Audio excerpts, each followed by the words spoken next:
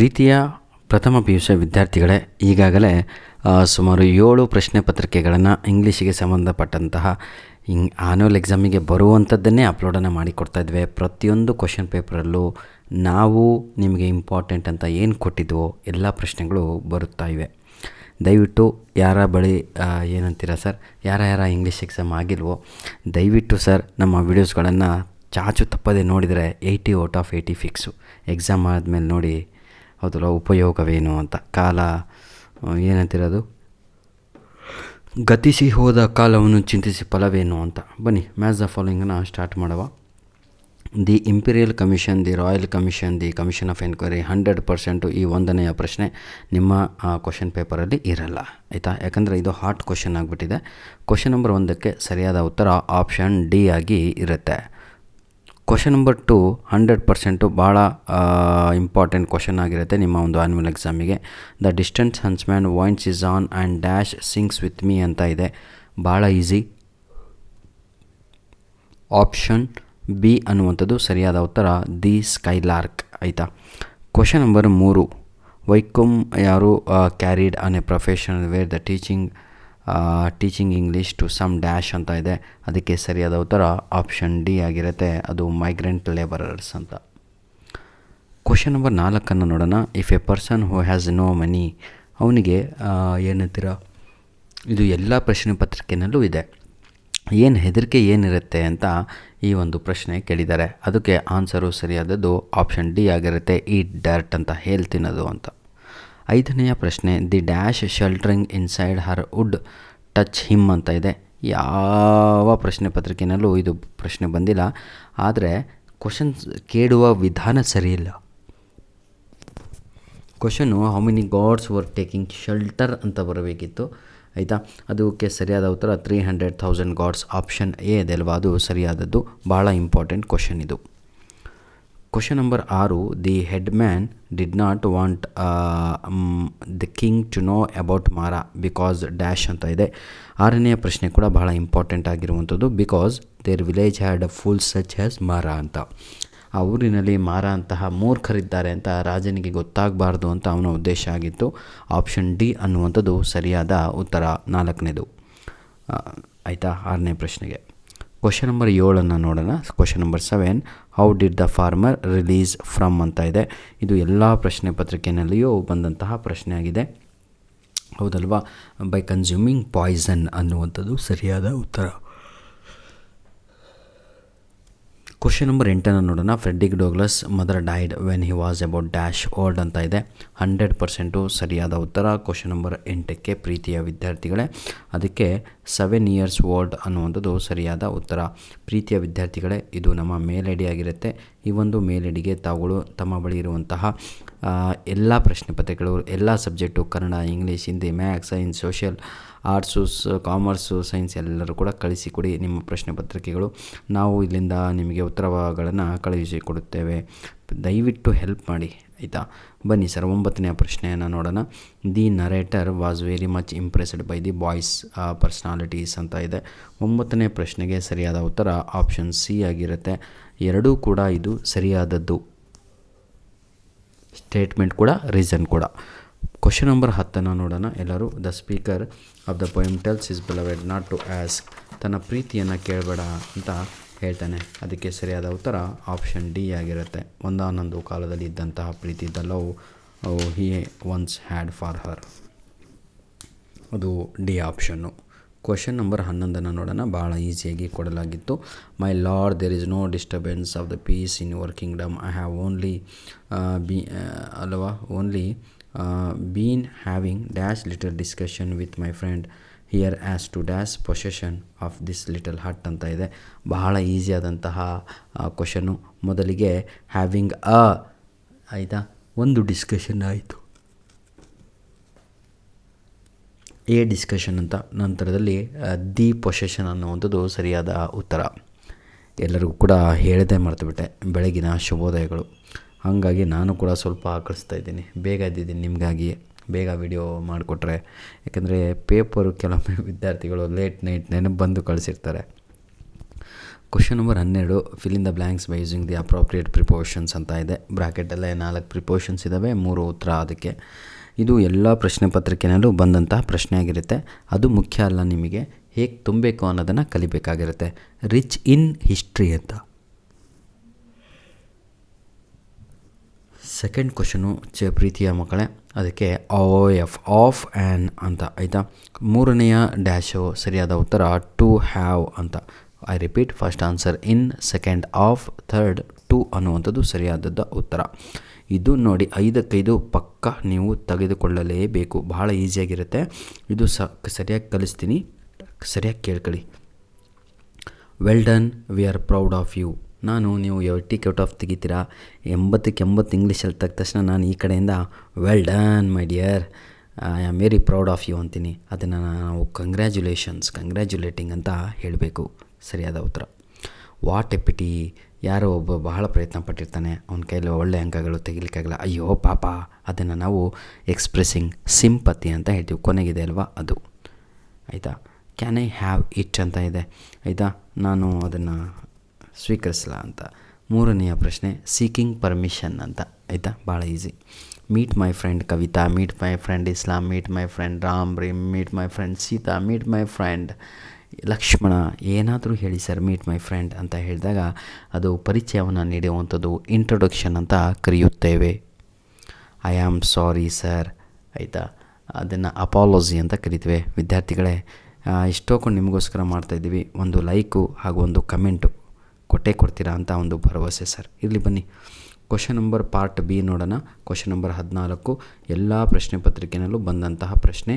Which bird sings with home ಅಂತ ಇದೆ, ಆಯಿತಾ. Skylark bird sings with home ಅಂತ ಹೇಳಿದರೆ ಭಾಳ ಈಸಿ, ಆಯಿತಾ. ಅದು ಸ್ಕೂಲ್ ಬಾಯ್ ಅನ್ನುವಂಥದ್ದು ಸರಿಯಾದ ಉತ್ತರ.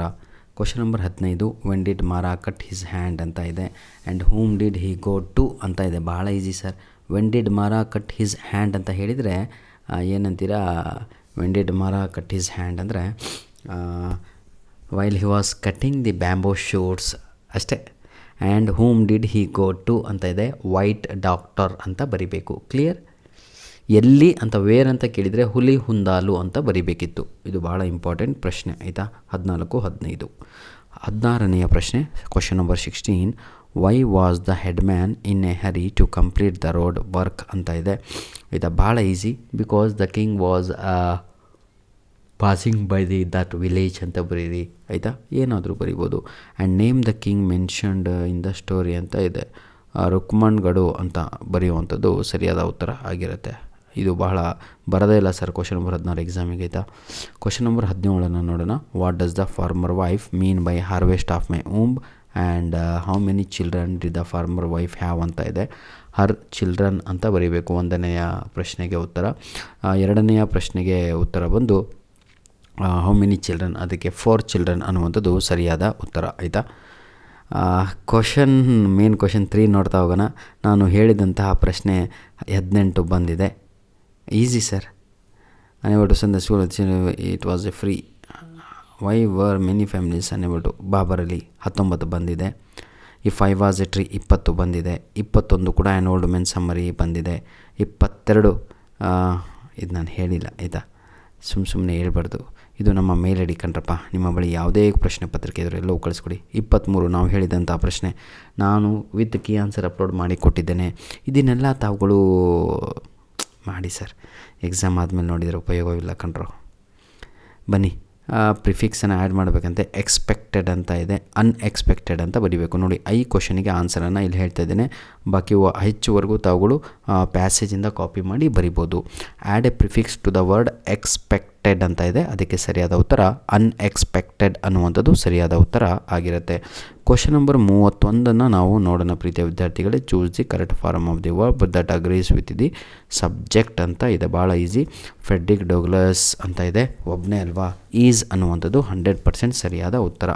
ಮದರ್ ವಾಕ್ಸ್, WALKS ಅಂತ ಬರಬೇಕು. ಯಾಕೆ ಬರಬೇಕು ಇಲ್ಲಿ ನಾನು ಸ್ವಲ್ಪ ಜಾಸ್ತಿ ಸಮಯ ತಗೊಂತೇನೆ, ಯಾಕಂದರೆ ಇದು ಕಲ್ತ್ಬಿಟ್ರೆ ಎಕ್ಸಾಮಲ್ಲಿ 4 ಮಾರ್ಕ್ಸ್ ಕಣ್ರಿ, 4 ವರ್ಡು. ಬನ್ನಿ, ಫ್ರೆಡ್ರಿಕ್ ಡೊಗ್ಲಸ್ ಸಿಂಗಲ್ ಅಲ್ವಾ, ಸಿಂಗಲ್ ಇದ್ದರೆ ಈಸ್ ಅಂತ ಬರೀರಿ, ಸಿಂಗುಲರ್. ಮದರ್ ಕೂಡ ಒಂದೇ ಅಲ್ವಾ, ಹಾಗಾಗಿ ಅಲ್ಲಿ ವಾಕ್ಸ್ ಅಂತ ಬರೀಬೇಕು. ನೋಡಿ, ವರ್ಬು ಎಸ್ಸಿಂದ ಎಂಡ್ ಆದರೆ ಅದು ಸಿಂಗುಲರ್ ಅಂತ. ಏನು ಎಸ್ ಇಲ್ಲ ಅಂದರೆ ಅದು ಪ್ಲೂರಲ್ ಫಾರಮ್ ಆಗುತ್ತೆ. ಬನ್ನಿ, ಹಿ ಅಂತ ಇದೆ, ಮತ್ತು ನಾನು ಹೇಳಿದೆ ಎಸ್ಸಿಂದ ಎಂಡ್ ಆದರೆ ಸಿಂಗುಲರ್ ಕಂಡ್ರಲ್ಲೇ ತಮ್ಮ ಅಂತ. ಡಸ್ ಅಂತ ಬರಬೇಕು 3ನೇ ಡ್ಯಾಶು. ದಿ ಸ್ಲೇವ್ಸ್ ಅಂದರೆ ಬಹಳ ಜನ 4ನೇ ಡ್ಯಾಶಿಗೆ ಅಲ್ಲಿ ರಿಮೆಂಬರ್ ಅಂತ ಬರಬೇಕು. ಕ್ಲಿಯರ್? ಒಂದೇ ಒಂದು ಬರೇ ಸ್ಲೇವ್ ಇರ್ತಿದ್ರೆ ರಿಮೆಂಬರ್ಸ್ ಅಂತ ಬರೋದು. I repeat, first answer is, second walks, 3ನೇದು ಡಸ್ಸು ಹಾಗೂ ರಿಮೆಂಬರ್. ಆಯಿತಾ? ಒಳ್ಳೆಯದು, ಕಲೀರಿ. ಆಯಿತಾ? ನಾನು ವಿಡಿಯೋ ಯಾಕೆ ನಂದು ಲೆಂತಿ ಆಗುತ್ತೆ ಅಂದರೆ ಬರೀ ಉತ್ತರ ಹೇಳ್ತಾ ಹೋದರೆ ಈಸಿ ಆಗುತ್ತೆ, ಆದರೆ ಉತ್ತರ ನಿಮಗೆ ನಿಮ್ಮ ದೋಸ್ತುಗಳು ಕೊಡ್ತಾರೆ, ಗೈಡಲ್ಲೂ ಇರುತ್ತೆ, ಉಪಯೋಗವಿಲ್ಲ. ನನ್ನ ಮಾತು ಇಷ್ಟೇ ಮಕ್ಕಳೇ, ಕಲ್ತು ನಾಳೆ ಎಕ್ಸಾಮಲ್ಲಿ ನೀವೇ ಹೀರೋ ಅಥವಾ ಹೀರೋಯಿನ್ನು. ಆಯಿತಾ? I waited outside until the boys rejoined ಅಂತ ಪಾಸ್ಟ್ ಟೆನ್ಸಲ್ಲಿ ಬರೆಯೋದು. ಇದು ರೀಜಾಯಿಂಡ್. ಬ್ರಿಂಗಿಗೆ ಬ್ರಾಟ್ BROUGHT ಅಂತ. 3ನೇದಕ್ಕೆ ನೋಡಿ, ವುಡ್ ಬಿ ಪ್ರಿಫರ್ಡ್ ಅನ್ನುವಂಥದ್ದು ಸರಿಯಾದ ಉತ್ತರ. ವುಡ್ ಬಿ ಪ್ರಿಫರ್ಡ್ ಅಂತ. ಆಯಿತಾ? 4ನೇ ಡ್ಯಾಶು ಹ್ಯಾಡ್ ಕೆಪ್ಟ್. ಇಷ್ಟೇ ಸರ್, ಮುಗೀತು. ಆಯಿತಾ? ಕ್ವಶನ್ ನಂಬರ್ 32ಕ್ಕೆ ನಾವು ಈಗ ಹೋಗೋಣ. ಭಾಳ ಈಸಿ ಸರ್. ರೀಅರೇಂಜ್ ದ ಫಾಲೋಯಿಂಗನ್ನು ಇಲ್ಲಿ ಕೊಡಲಾಗಿತ್ತು, ಹೌದಲ್ವಾ? You will be pleased, I am sure you will be pleased with the findings of the commission of enquiry ಅನ್ನುವಂಥದ್ದು ಸರಿಯಾದ ಉತ್ತರ. ನಂತರದಲ್ಲಿ Mara was locked in a cellular CELLAR behind the old temple, ಅದು ಸರಿಯಾದ ಉತ್ತರ. 33 ಪ್ರಶ್ನೆಯನ್ನು ನೋಡೋಣ ನಾವು. 33ನೆಯ ಪ್ರಶ್ನೆಯನ್ನು ನೋಡೋಣ. He hit upon a idea of enlisting the help of his colleagues ಅಂತ ಇದೆ. 33ನೆಯ ಪ್ರಶ್ನೆಗೆ ಸರಿಯಾದ ಉತ್ತರ ಬಂದು he hit upon the idea. ಅದು ಎ ಅಂತ ಇದೆ ಅಲ್ವಾ, ಅದೇ ತಪ್ಪು ಆರ್ಟಿಕಲ್ಲು, ಅಲ್ಲಿ ದಿ ಅಂತ ಬರಬೇಕು ಅಷ್ಟೇ. ಮತ್ತು ಸಂಪೂರ್ಣವಾದ ಸೆಂಟೆನ್ಸು ಮತ್ತೊಮ್ಮೆ ತಾವುಗಳು ಕರೆಕ್ಟ್ ದಿ ಅಂತ ಹಾಕಿ ಬರೀಬೇಕಾಗತ್ತೆ. ಆಯಿತಾ? ಎ ಡಿಲೀಟ್ ಮಾಡಿ. I prefer coffee more than tea ಅಂತ ಇದೆ. ಇದು ನನ್ನ ಇಂಗ್ಲೀಷು, ನಿಮ್ಮ ಇಂಗ್ಲೀಷ್ ಹಿಂಗೆ ಇರೋದು, ಇದು ತಪ್ಪು. ಆಯಿತಾ? ಸರಿಯಾದದ್ದು ಅಲ್ಲಿ I prefer coffee more to tea ಅಂತ ಬರಬೇಕು. ಯಾವುದು ದ್ಯಾನ್ ಅಂತ ಹೋಗಿ ಟು ಅಂತ ಆಗಬೇಕು ಅಷ್ಟೇ. ಆಯಿತಾ? Very good. Can't you delay to release the manifesto to the public ಅಂತ ಇದೆ. ಭಾಳ ಈಸಿ ಕಣ್ರಪ್ಪ, ಏನೂ ಇಲ್ಲ. ಟು ರಿಲೀಸ್ ಅಂತ ಇದೆ ಅಲ್ವಾ, ಅದೇ ತಪ್ಪು, ಅಲ್ಲಿ ರಿಲೀಸಿಂಗ್ ಅಂತ ಬರಬೇಕು. ಆಯಿತಾ? Dieting are bad for health ಅಂತ ಇದೆ, ಅದು ಸಿಂಗಲ್ಲು ನಾವು, ಹಾಗಾಗಿ ಈಸ್ ಅಂತ ಬರಬೇಕು. ಆರ್ ಅಂತ ಡಿಲೀಟ್ ಮಾಡಿ dieting is bad for health ಅಂತ. ಪ್ರೀತಿಯ ವಿದ್ಯಾರ್ಥಿಗಳೇ, ಮತ್ತೊಮ್ಮೆ ಇದು ನಮ್ಮ ಮೇಲ್ ಐ ಡಿ ಕಣ್ರಪ್ಪ. ನಿಮ್ಮ ಬಳಿ ಯಾವುದೇ ಸಬ್ಜೆಕ್ಟಿನ ಪ್ರಶ್ನೆ ಪತ್ರಿಕೆ ಈ ವರ್ಷದಿರಲಿ, ಯಾವುದು ಆ್ಯನ್ಯುವಲ್ ಎಕ್ಸಾಮಿಂದು, ಈ ಒಂದು ಮೇಲ್ ಐ ಡಿಗೆ ಕಳುಹಿಸಿ ಕೊಡಿ. ಆಯಿತಾ? ಫೋಟೋ ಹೊಡೆದು ಅಥವಾ PDF ಕಾಪಿನೋ ಸ್ವಲ್ಪ ಸಮಾಧಾನದಿಂದ ಹೊಡೆದು ಕಳಿಸಿ. ಪೇಪರ್ ನಮಗೆ ಕಾಣಲಿ, ಸ್ವಲ್ಪ ಕಣ್ಣಿಗೆ ಕಣ್ಣು ಕಾಣಲ್ಲ ನಮ್ಮದು, ಹಾಗಾಗಿ ಬನ್ನಿ. 6 ಅಂತ ಇದೆ, ರೀಡ್ ಇಟ್ ಹ್ಯಾಸ್ ಡೈರೆಕ್ಟೆಡ್ ಅಂತ. ಇದು ಭಾಳ ಈಸಿ, ಯಾರಿಗೆ ಬರಲ್ವೋ ಇದೇ ವಿಡಿಯೋದ ಡಿಸ್ಕ್ರಿಪ್ಷನ್ ಬಾಕ್ಸಲ್ಲಿ ಏನಂತೀರ ಸರ್ ನೀವು, ಗ್ರಾಮರಿನ ಲಿಂಕ್ಸ್ಗಳನ್ನು ಕೊಟ್ಟಿರ್ತೇನೆ. ನನ್ನದೇ ಗ್ರಾಮರ್ ಸರ್, 5 ನಿಮಿಷದಲ್ಲಿ ಕಲಿಸಿದ್ದೀನಿ, ಇದು ಹೆಂಗೆ ಮಾಡೋದು ಅಂತ. ನೀವು ಸುಮ್ಮನೆ ಕೂತ್ಕೊಂಡು ಟೈಮ್ ಪಾಸ್ ಮಾಡಿ ನೀವೇ ಶ್ರಮಪಟ್ಟು ಕಲಿಯೋಕ್ಕಿಂತ ನಾನು ನನ್ನ ವೀಡಿಯೋ ಮುಂದಿಟ್ಕೊಂಡು ಒಂದು ಪೇಪರು ಪೆನ್ ಇಟ್ಕೊಂಡ್ಬಿಟ್ರೆ ನಾನು ಹೇಳ್ತೀನಲ್ವಾ, ಹಿಂಗೆ ಚಿಟಿಕೆ ಹೊಡ್ಕೊಂಡು ಎದ್ದೇಳ್ತೀರಾ, ಹೋಗತ್ಲಾಗೆ ಇಷ್ಟು ಈಸಿ ಗ್ರಾಮರು ಕಲೀಲಿಲ್ಲದ ಅಂತ. He teachers his students under the open sky ಅಂತ ಇದೆ, ಭಾಳ easy. Does he teach his students under the open sky ಅನ್ನುವಂಥದ್ದು ಸರಿಯಾದ ಉತ್ತರ. ಡಸ್ ಹಿ ಟೀಚ್ ಅಂತ ಬರಬೇಕು. ಆಯಿತಾ? Question number 2. The speaker wanted to be purified by burning in the holy fire ಅಂತ ಇದೆ, ಭಾಳ ಈಸಿ. ಇಲ್ಲಿ ಏನಾಗಿದೆ ಅಂದರೆ ಕ್ವಶನ್ನುಗೆ ಅಂಡರ್ಲೈನೇ ಹಾಕಿಲ್ಲ. ಈಗ ಅಂಡರ್ಲೈನ್ ಇಲ್ದಂಗೆ ಹೆಂಗೆ ಮಾಡ್ಕೋಬೇಕು ಅಂತ ನಿಮಗೆ ಚಿಂತೆ.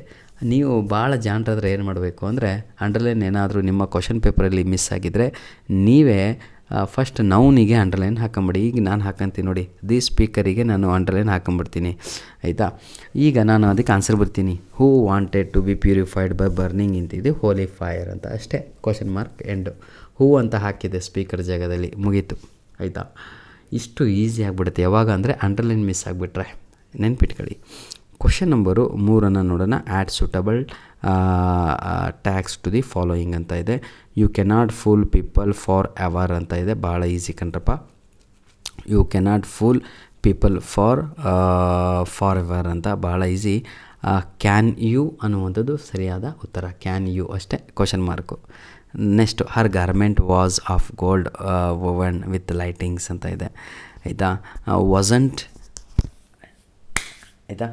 ವಾಸಂಟ್ ಇಟ್ ಹರ್ ಗಾರ್ಮೆಂಟ್, ಅದು ಹರಲ್ಲ ಅಲ್ಲಿ, ಹರ್ ಗಾರ್ಮೆಂಟ್ ಅವಳ ಬಟ್ಟೆ, ಹೌದಲ್ವ? ಹಾಗಾಗಿ ವಾಸಂಟ್ ಇಟ್ ಅನ್ನುವಂಥದ್ದು ಸರಿಯಾದ ಉತ್ತರ ಆಗತ್ತೆ. ಸೊಳ್ಳೆಗಳು, ಮಚ್ಚರ್, ಏಕ್ ಮಚ್ಚರ್ ಆದ್ಮಿ ಕೋ ಹಿಜಡಾ ಬನಾ ದೇತಾ ಹೈ ಅಂತ ಡೈಲಾಗ್ ಕೇಳಿರ್ಬೋದು ನೀವು, ಹೌದಲ್ವಾ? ಯಾರು? Nana Patekar. Very popular dialogue of that era.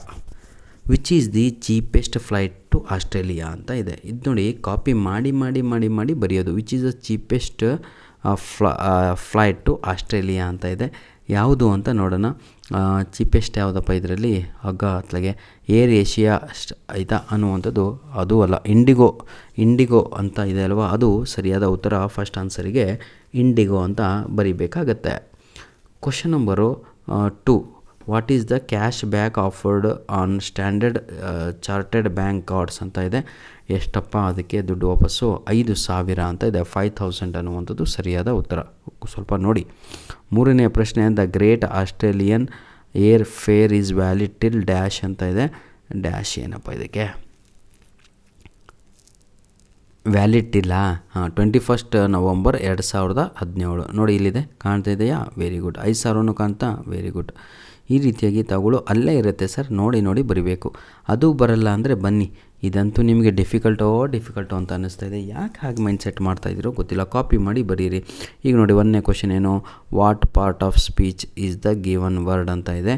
ಇದು ಬಹಳ ಈಸಿ. ಇಲ್ಲೇನಿದೆ? ಅಡ್ಜೆಕ್ಟಿವ್ ಅಂತ ಒಂದನೇದಕ್ಕೆ ಬರೆದ್ರೆ ಮುಗೀತು, ಅದೇ ಆನ್ಸರು.